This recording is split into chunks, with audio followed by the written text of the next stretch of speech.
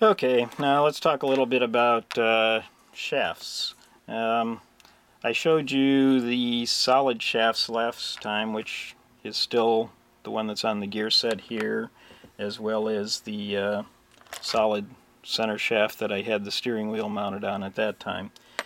After we discussed things and I got your diagram last night, like I said, I kind of had an idea right as I was ready to go to bed, and came out here to the garage so that I wouldn't forget the idea, and did, sure, like I can get it on the camera, a little drawing here, which again isn't that important, but a way that I thought we could accomplish what you needed to accomplish.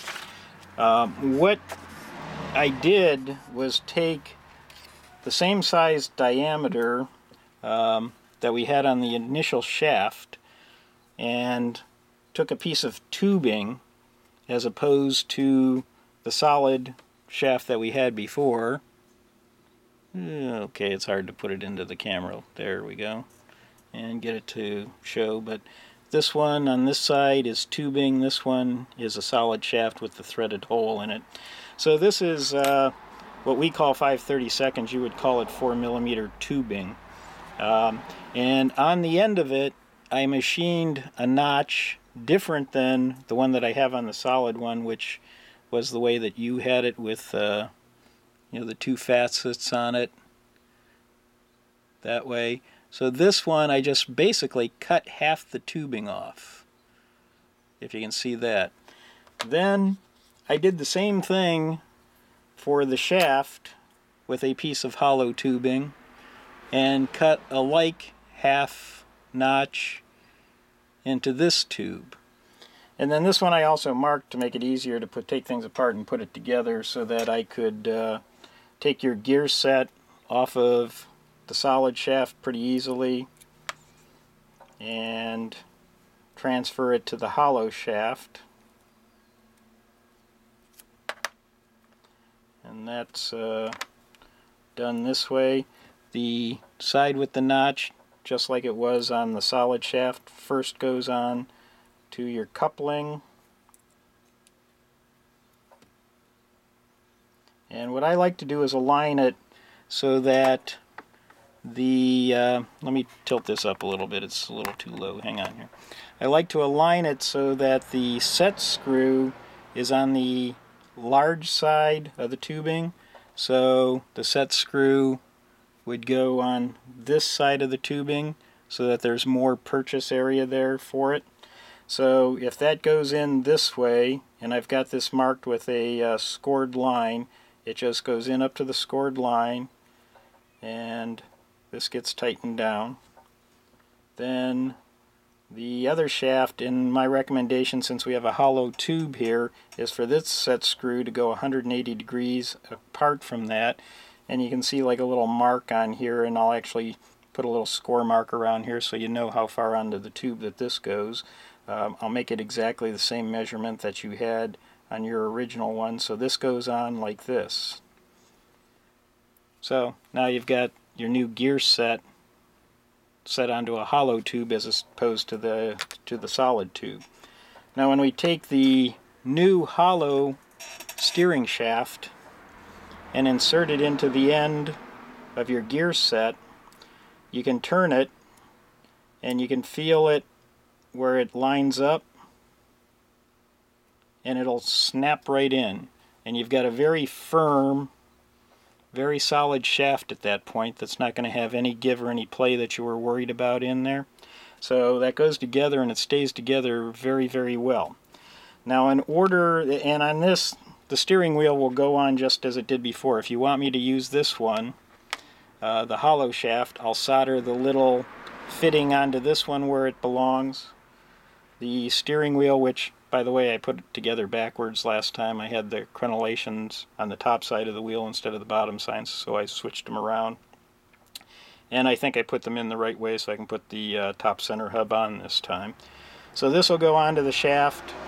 It'll bear against the fitting that I solder on here.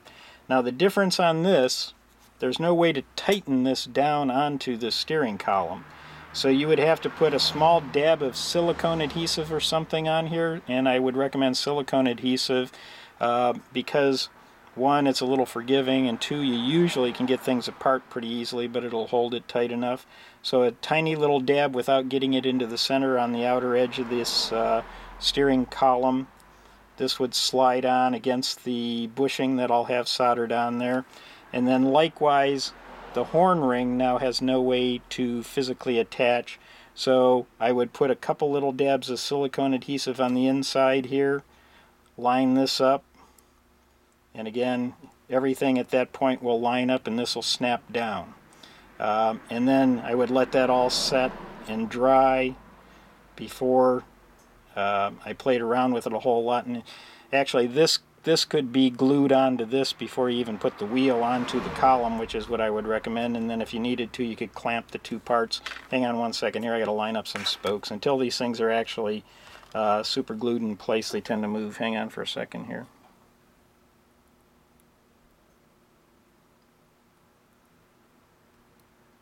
Get them back where they belong and all in all the way. And the center hub should go on pretty easily, I hope, if I line things up properly. Yeah, hang on. Again, these things really need to be glued into place.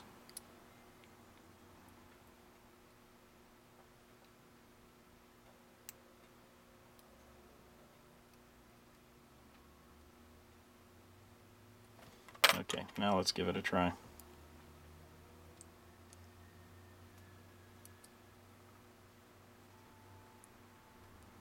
Yep, now things are down where they, no, they're not really down. Yep, now they're down where they belong. Everything fits together tight there. So before I put this on, I would take and glue this once you plate it, glue it with some silicone adhesive, clamp it so that it holds together until it dries, and then you've got a wheel that's one solid piece and it's not going to go anywhere. So at any rate then, this will go on to the steering shaft, and again you'll have to glue it on. It only goes as far as the horn ring anyhow, so it's not going to go too far. You know, it'll stop right there because the hole in the horn ring is a little smaller than the shaft, so it can't go through that. So at that point then, I made a piece of brass rod, which we call 1/16 inch brass rod. I'm not sure what size it would be for you, but on the end of it you can see I soldered a piece of square tubing. Try to get it where it focuses. A piece of square tubing, get that out of the way so that it doesn't show up. Square tubing onto the end.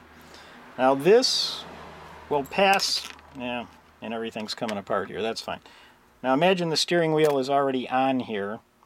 The square tube and the 1/16 brass rod will pass all the way through the column with your gear train on it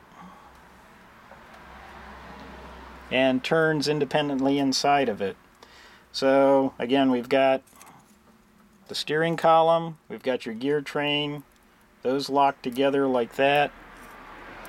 The rod goes down the center, and what would need to be done is on the end down here, this part's inside your boat, you're going to need to take a piece of this, and I'll send a piece of this tubing, which is the size square tubing that this square tube slips directly into.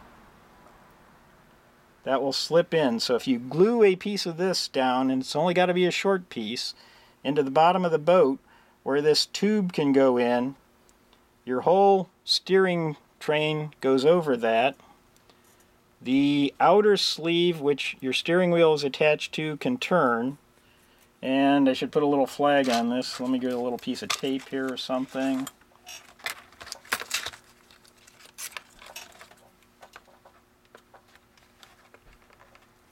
And imagine that that piece of tape is your throttle lever.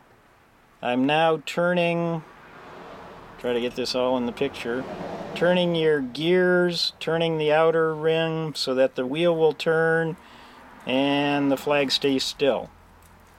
So that way, if you need to take the wheel off or anything, all you would need to do is take the throttle lever, pull it up, and what I would have to do, and I'll get back to the throttle lever, is the throttle lever, I would cut this brass tube to length and solder this on right there, so that this whole thing just falls right through the steering wheel. The throttle lever would go through the trim piece, go through the horn ring, which again can turn independently. This would be attached to the rod by solder. That goes down and sticks into this piece of tubing that you have to glue in the bottom of the boat somewhere. That slides in, your outer tube turns, the brass rod stays still, so therefore the throttle lever will stay still. And again, I can make all this the right length to fit. In fact, I can leave it so that your adjustment comes in if you need to do something, would be by, if you needed to shorten the lever at all, you could trim a little bit off of this square tube down here, which is one reason I left it so long, is it gives you a tiny bit of adjustment. Then you needed to take things apart. Again, the steering wheel is glued onto the steering column, which probably isn't a problem because that's what you had before. You could just take this whole column and pull it out like this, and your gear set stays down in the boat once you're in there. So at any rate, take a look at that. Hopefully you can understand the video. Give me any questions you have. If that looks like it's a workable thing, oops, I should put me on the camera or something since I'm done showing that. Oops, scary, close up. Wrong way.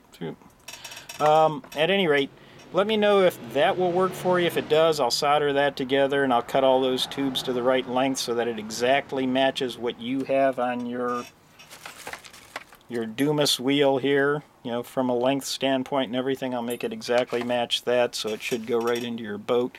And again, that's only provided that you can get a piece of this brass square rod glued into the bottom of your boat to hold the end of that throttle lever shaft. So let me know, and if it'll work, I'll do it. My plan is, since they're already made, I mean, there's no reason. I'm going to send you both sets of these things, so you'll have the hard one, the full shaft.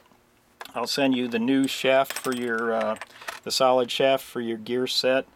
And worst case is, if you get it there and you can't do it, and this is, you know, the throttle lever is soldered on here, you just cut it off there. I'll try not to screw up the threads too much, so you can go back to using the solid shaft if you want to. At any rate, hope that helps. Again, take a look at it and let me know if you have any questions. Good luck.